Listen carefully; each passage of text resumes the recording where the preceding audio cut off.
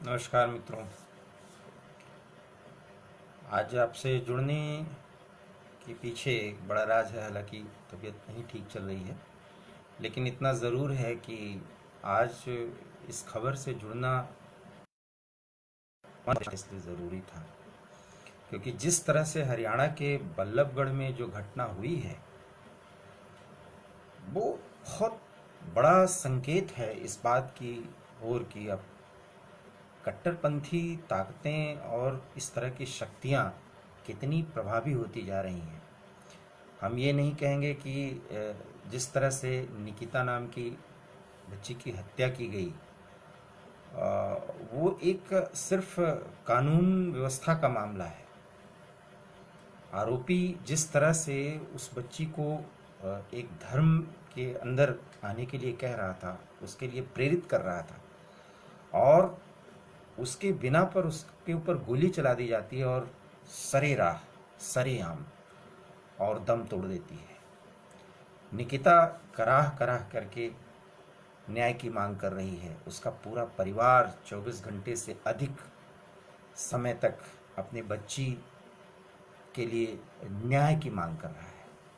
गिरफ्तारी हो चुकी है, लेकिन बड़ा सवाल है कि पूरे देश में इस मामले को लेकर के सिर्फ वही लोग बहुत ज़्यादा चिंतित या परेशान हैं जो इसको एक नज़रिए से देख रहे हैं कि आखिर में अब कांग्रेस के लोग या वो धर्मनिरपेक्ष ताकतें या तथाकथित इंटेलेक्चुअल्स, सुडो इंटेलेक्चुअल्स अब क्यों नहीं बोल रहे हैं। वो क्यों बोलेंगे?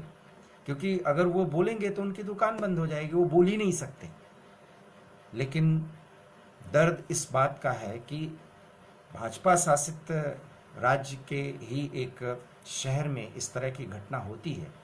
हालांकि आरोपी को तत्काल गिरफ्तार किया गया, और लेकिन ये गिरफ्तारी ही बहुत कुछ नहीं है। स्पष्ट रूप से इस तरह से किसी को प्रेरित करना, किसी पर दबाव डालना कि वो उस धर्म में जाए, अर्थात जो तौफीक नामक आरोपी है वो उस लड़की को सीधे सीधे कह रहा है कि मुसलमान बनो और शादी करो। दो तरह से उस बच्ची पर कितना मानसिक प्रताड़ना उसको झेलनी पड़ी होगी मौत से पहले। और ये कोई एक दिन की बात नहीं थी, क्योंकि इस तरह की घटना, इस तरह की बात जो है वो सालों से चल रही थी। और पुलिस के मुताबिक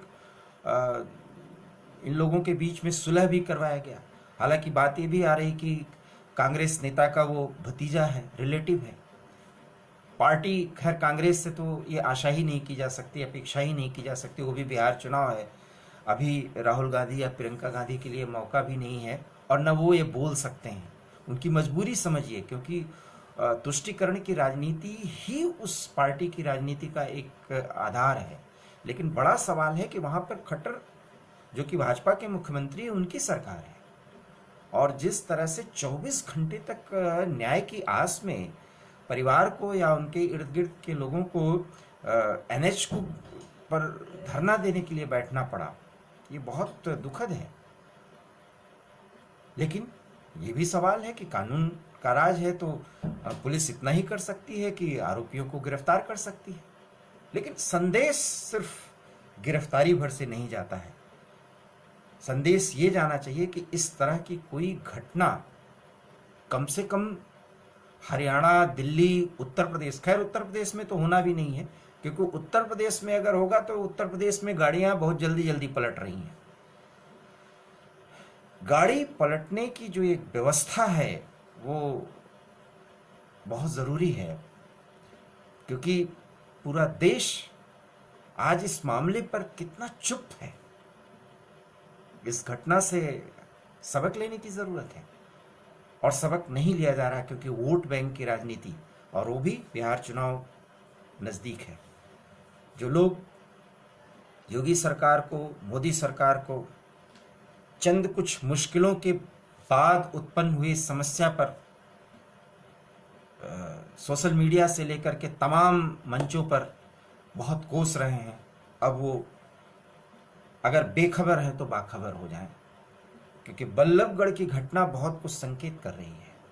कट्टरपंथी ताकतें अब बहुत मुखर होकर के सामने आ रही हैं। ये उनकी प्रतिक्रिया है। मैं बराबर कहता हूं कि क्रिया की एक प्रतिक्रिया होती है, और पिछले 6 सालों से मोदी सरकार को अब ये ताकतें बिल्कुल नहीं सह पा रही, और इधर जब से कोरोना हुआ और कोरोना के बाद से कुछ मुश्किलें बढ़ी, और विपक्ष तो हम पूरा नहीं कहेंगे, लेकिन कांग्रेस को लगता है कि मोदी सरकार को बदनाम करने या उखाड़ फेंकने का एक बेहतर मौका है। और पिछले 3-4 महीनों में, और खास करके हाथरस में जो कुछ भी किया गया, अब कुछ नहीं, लेकिन राहुल गांधी या प्रियंका गांधी या कांग्रेस की तरफ से कोई प्रतिक्रिया है, ये तो मैं बोलना चाहता हूं, न उनसे अपेक्षा की जानी चाहिए, लेकिन सोचना चाहिए उन शक्तियों को जो मोदी सरकार पर, योगी जैसे मुख्यमंत्री पर सवाल उठाते हैं और उनके विकल्प की बात सोचते हैं। और बल्लभगढ़ की घटना, निश्चित रूप से बिहार जो है वो बहुत समझदार प्रदेश है, वहाँ के जो वोटर्स हैं वो बहुत समझदार हैं, और कल ही वोटिंग है। निश्चित रूप से इस घटना का एक बहुत ही संवेदनात्मक असर जो है ना, वो बिहार के चुनाव पर भी दिखना चाहिए, क्योंकि कल ईवीएम पर बटन दबेगी। ऐसे में वहाँ पर भी जंगल राज पार्ट 2, क्योंकि वहाँ बल्लभगढ़ जैसी घटना तो बिहार में जो पार्टी आने की चाह रही है, माइनस नीतीश या माइनस भाजपा, उसके राज में तो ये आम बात है। इसलिए वहाँ के मतदाताओं को कम से कम इस घटना से सबक लेना चाहिए, और ये बहुत ज़रूरी है। इस देश में प्रतिक्रियावादी ताकतें जो धर्म के नाम पर जिस तरह से इकट्ठा हुई हैं, और उनको जो एक ऑक्सीजन मिल रही है कांग्रेस नामक पार्टी से, उससे अगर आप बाखबर हैं तो बेखबर हो जाइए, बेखबर हैं तो बाखबर हो जाइए। सॉरी, उल्टी बात कहा मैंने, क्योंकि अगर ऐसा नहीं हुआ तो बल्लभगढ़ तो अभी एक झांकी है। इस तरह की तमाम ऐसी घटनाएं उन सारे देश के हर भाग में होंगी जहां पर इस तरह के फोर्सेस पूरी तरह से बहुसंख्यक समाज को तहस नहस करने पर निगाह लगाए बैठी है। और बात सिर्फ भारत तक ही सीमित नहीं है। जरा इसके मायने समझिए।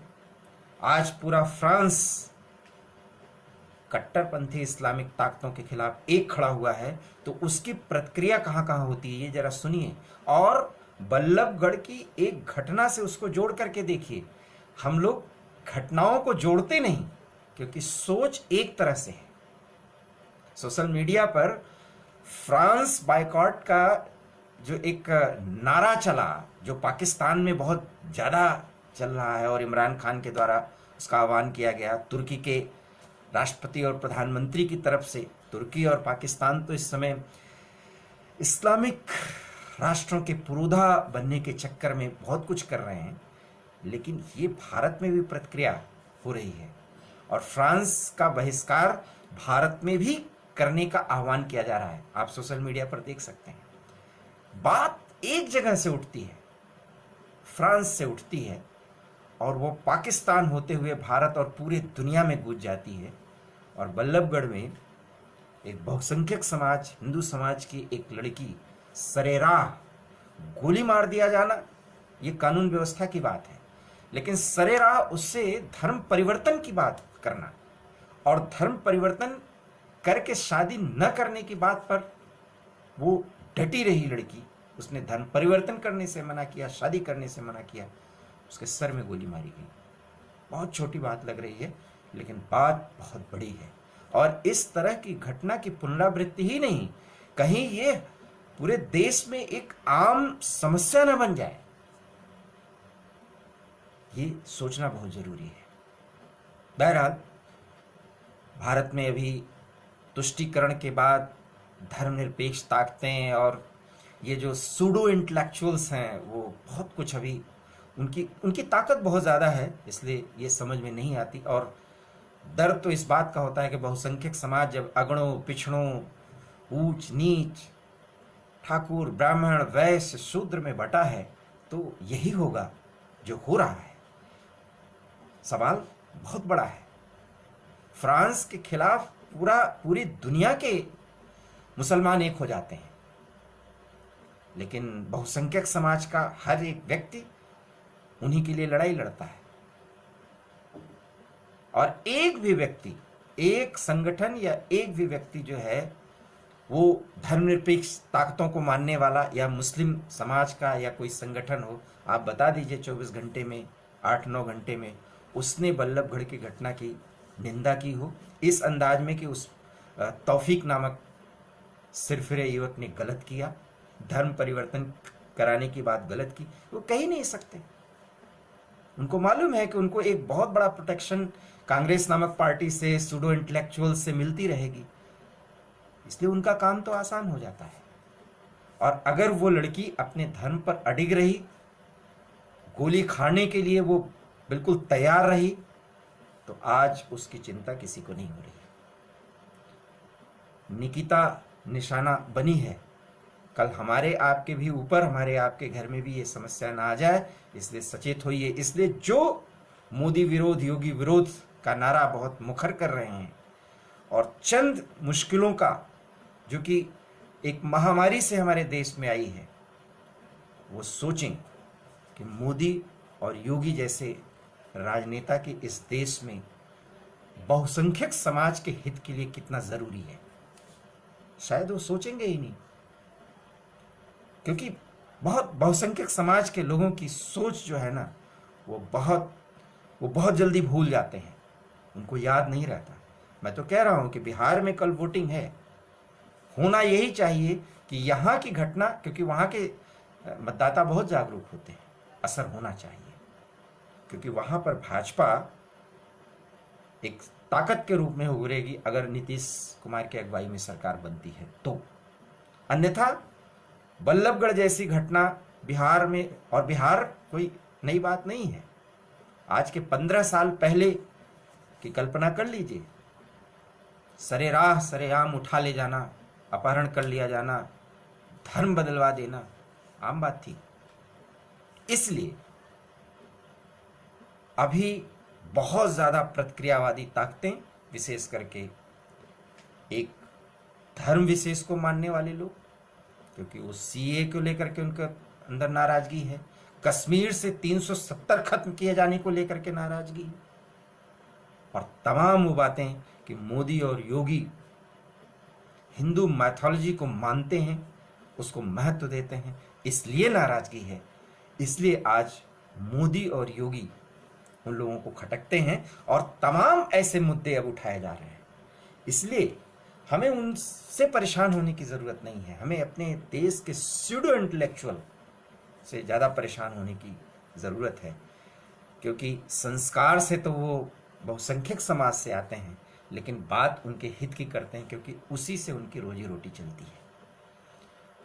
ये दर्द है निकिता के गोली मारे जाने का, और जिस तरह से उसका धर्म परिवर्तन करने की बात कही जा रही थी आरोपी द्वारा।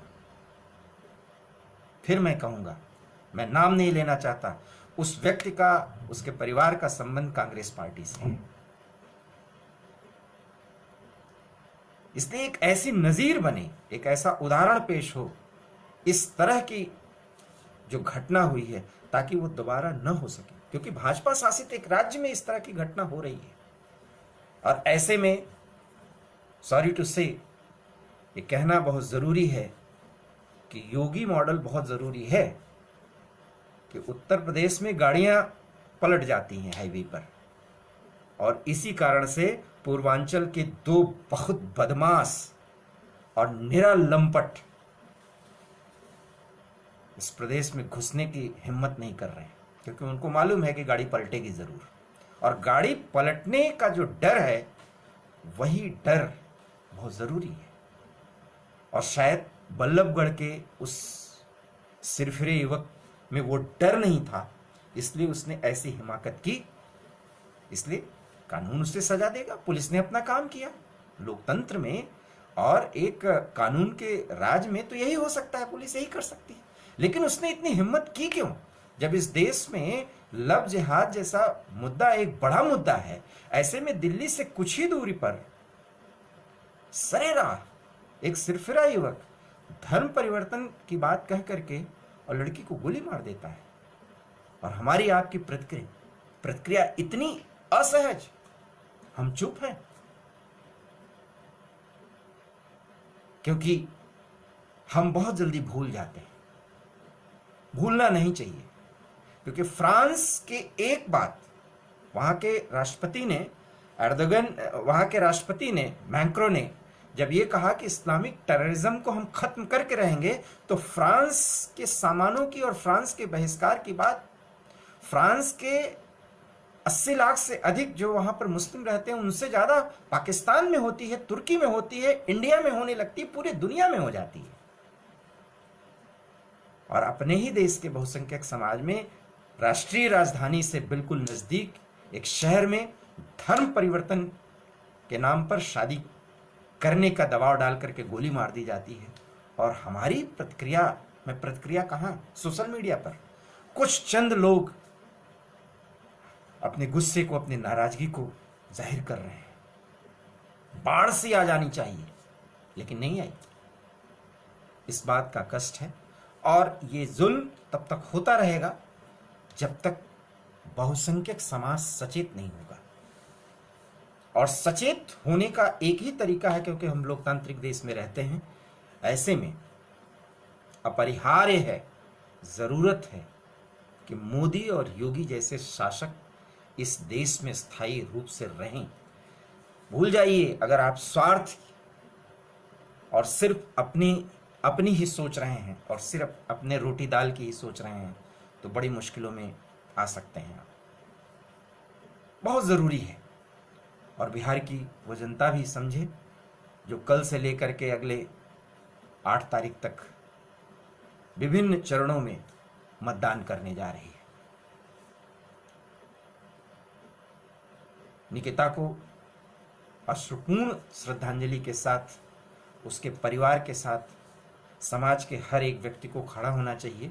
और उन लोगों को जो एक छोटी सी घटना पर इतना हाय तौबा मचाते हैं, उनको भी कड़ा संदेश देना चाहिए कि वोट की राजनीति के लिए हाथरस में बहुत टूरिज्म किया गया, पर्यटन का केंद्र बना दिया गया था। और इस तरह की घटना पर न बोलने वाले लोग सचेत हो जाएं, क्योंकि कांग्रेस एक ऐसी पार्टी है जिसको अगर जितनी स्तर पर अगर हमने लाया है इस देश के लोगों ने, अगर उस स्तर से ऊंचा उठेगी तो ये प्रतिक्रियावादी ताकतें पूरे देश में इस कदर हावी हो जाएंगी कि आप सिर्फ और सिर्फ मजबूर हो जाएंगे, मजलूम हो जाएंगे, परेशान हो जाएंगे। इसके अलावा और कोई रास्ता रहेगा नहीं। रही बात खट्टर सरकार की, तो अभी भी पीड़ित परिजनों को बहुत कुछ करने की, उन्हें सांत्वना देने की और एहसास कराने की कि हाँ, वहां पर एक ऐसी सरकार है जो तुष्टीकरण की राजनीति से हटकर सर्व समाज की राजनीति करती है, जहां सिर्फ एक को खुश करने के लिए बहुत हल्की फुल्की और मिडिल बातें नहीं की जाएंगी, मध्यम स्तर की बातें नहीं की जाएंगी। एक लड़की की इतनी बड़ी हिम्मत कि वो सरेरा पहले कहता है धर्म परिवर्तन करो, शादी करो, जब वो लड़की तैयार नहीं होती गोली मार दी जाती है। ये घटना, इस तरह की घटना की पुनरावृत्ति हो ही ना, इसलिए वो अपराधी है। और अपराध की अच्छी खासी सजा जो है वो यूपी में योगी मॉडल के द्वारा दी जाती है। हालांकि लोकतंत्र में ऐसा नहीं होना चाहिए, लेकिन कभी कभी लोकतांत्रिक तौर तरीके में ही गाड़ी पलटती है तो कोई बुरा नहीं होता। और हैदराबाद में भी कुछ इस तरह की घटनाएं हुई हैं। ये प्रतिक्रिया है, उनको संदेश देने की जरूरत है, क्योंकि जो इस तरह के लोग होते हैं जो बंदूक और गोली की भाषा ही समझते हैं, उनको उसी अंदाज में जब तक जवाब नहीं मिलता तब तक ये ताकतें इसी तरह से काम करती रहेंगी और ऐसे ही प्रतिक्रिया करके देश के लिए बहुत बड़ी समस्याएं पैदा करती रहेंगी। आज के लाइव में बस इतना ही। कल हम फिर मिलेंगे, लेकिन जरूर सोचिएगा कि आज निकिता, कल कोई और निकिता इसी तरह बलि न चढ़ जाए इन दरिंदों के हाथों में। ऐसे में उनको जितनी जल्द से जल्द कानून के दायरे में सजा मिल जाए, ऐसा ही कुछ हो जाए जिसके कारण पीड़िता को न्याय मिले और पीड़िता का परिवार कम से कम अपनी बच्ची को मिले न्याय पर सुकून महसूस कर सके। निकिता अब वापस नहीं लौट सकती, लेकिन स्पीडी ट्रायल के माध्यम से आरोपियों को मिला दंड उसको असली श्रद्धांजलि होगी। बस इतनी ही बात। अगर आपको ये बात पसंद आई हो तो प्लीज़ इस वीडियो को लाइक करिए, इसे शेयर करिए और हमारे YouTube channel heart talk India पर जा करके उसको सब्सक्राइब करिए। बहुत बहुत धन्यवाद। नमस्कार।